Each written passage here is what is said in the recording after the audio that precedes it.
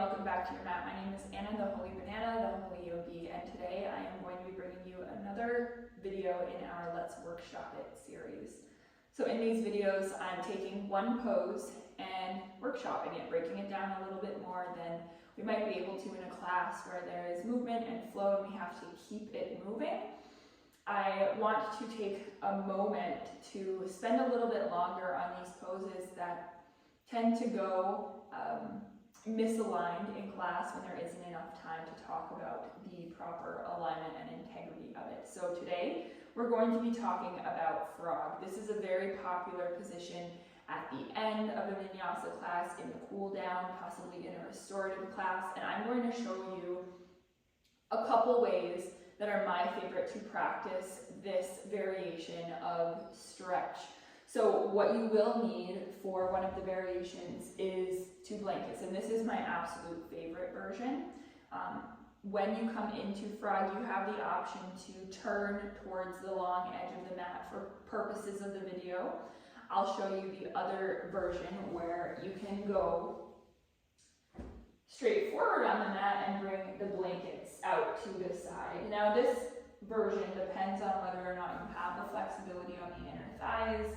If you do not and you have to bring the blankets closer, you can come out to the side of your mat. But just watch the alignment that I have going on in my lower body, and that's going to be what's important for you. So we'll start in this variation with the blankets out wide, and what we're going to be doing is on our hands and knees, we're taking our knees onto these blankets. Okay, so we want those knees to be ideally on the blankets with hardwood floor underneath, or something that can easily slide, because carpet and or even on our mat will prevent the blankets from sliding over time, which is the point of this variation.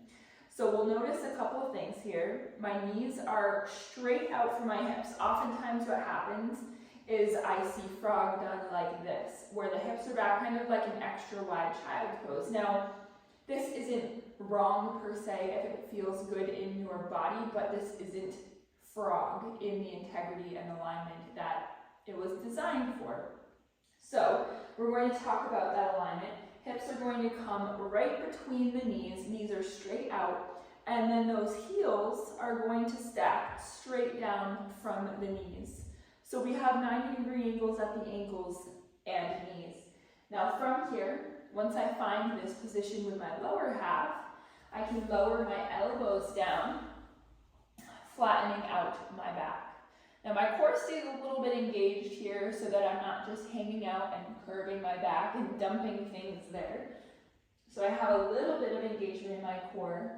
And the point of these blankets on the hard floor is that over time, they're going to relax. So I do want you to keep pressing into the knees, into the floor, like you're trying to hold the blankets where they are,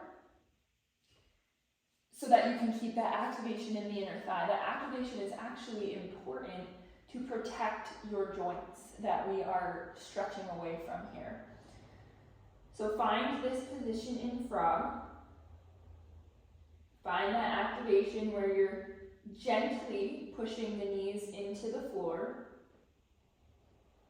And maybe from time to time you release that activation of the knees into the floor and find a little bit of space. Maybe you feel the blanket slide out a little bit more, and then bring that activation back in. It's very much finding a balance of what feels good in the body, but the main alignment we want to discuss is hips between knees and heels stacked straight behind knees. So this is our frog. I would recommend holding for a minimum of 3 to 5 minutes. Some people might say 3 to 5 breaths, and really anything is better than nothing. But this is a deep stretch. We're working into the fascia of the muscles here, and we want to be able to start that melting process of the fascia, which takes about 3 to 5 minutes to begin. So we would hold here for about 3 to 5 minutes before moving on, breathing steady, breathing in and out through the nose, and maybe even exhaling longer than the inhale to remain in that parasympathetic state. So this is our frog. To come out, you would come out the same exact way you came in. Coming onto the hands, bringing the feet in, and bringing the hips back. Now I'll share another version that you can do if you don't have blankets. Blankets are my all-time recommendation if you do have them. They don't have to be these fancy yoga blankets. They don't even have to be blankets. You can get 2 sweatshirts and put them on a wood floor and practice this. You can get very creative. Sometimes in a yoga class, in a space that you're in, you don't always have those types of props. One of my other favorite ways to practice this pose is to roll the long edge of the mat in just a little bit. And what this does, usually mats aren't thick enough to prevent those inner knees from really grinding into the floor underneath you, and it can be uncomfortable to practice this pose for that reason. So you can roll in the mat, maybe you roll it twice in depending on how thick your mat is, so that you have a little bit more cushioning there. And then you would come into this pose. Now again, this isn't my all-time favorite recommendation because what it lacks is that sliding of the blanket on the floor, but you can still find the stretch in this position without the excess pressure on the knees into the floor. And same thing, you'd stack the knees between the hips, the hips between the knees with ankles straight down from the knees. Flat back, engaged core, and hold for 3 to 5 minutes with that gentle activation in the inner thighs, and then you come out the same way. So that's frog. Now if you have SI joint pain, low back pain, you might think, oh, I'm just stretching my inner thighs. This one is a wonderful option for those things. So I'd encourage you to practice this when you're watching TV, when you're in yoga, whatever it is. This is a really great pose to come to find that chill out state.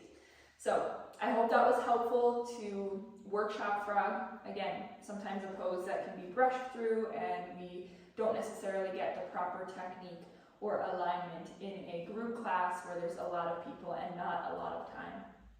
So I hope that was helpful, and I'll see you in our next video in the Let's Workshop It series.